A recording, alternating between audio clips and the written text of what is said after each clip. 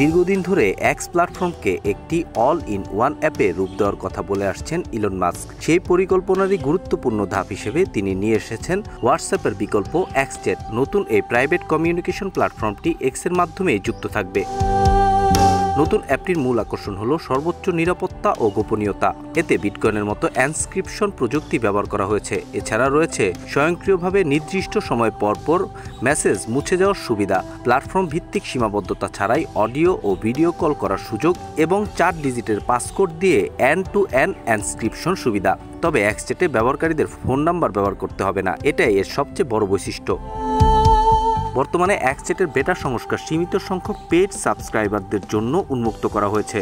সম্প্রতি একটি পোস্টে ইলন মাস্ক এক্স চ্যাটকে পুরোপুরি নতুন অ্যাপ হিসেবে উল্লেখ করেছেন, যা একটি নতুন স্থাপত্য ও আর্কিটেকচারের তৈরি। তিনি জানিয়েছেন এটি হোয়াটসঅ্যাপ, টেলিগ্রাম ও সিগন্যালের মতো জনপ্রিয় অ্যাপগুলোর সঙ্গে প্রতিদ্বন্দ্বিতা করবে। বিশ্লেষকদের মতে এক্স চ্যাট কেবল একটি মেসেজিং অ্যাপ নয়, এটি ইলন মাস্কের বৃহত্তম ডিজিটাল পরিকল্পনার অংশ, যেখানে তিনি এক্সকে চীনের উইচ্যাটের মতো একটি মাল্টি ফাংশনাল প্ল্যাটফর্মে পরিণত করতে চান। ভবিষ্যতে এই অ্যাপে যুক্ত হতে পারে পেমেন্ট, মিডিয়া শেয়ারিং সহ একাধিক সেবা। ইলন মাস্কের হাত ধরে প্রযুক্তির জগতে আরও এক ধাপ এগিয়ে যাচ্ছে এক্স। ব্যবহারকারীরা কতটা দ্রুত এক্স চ্যাট নামে নতুন প্ল্যাটফর্মটি গ্রহণ করতে পারে সেটি এখন দেখার বিষয়।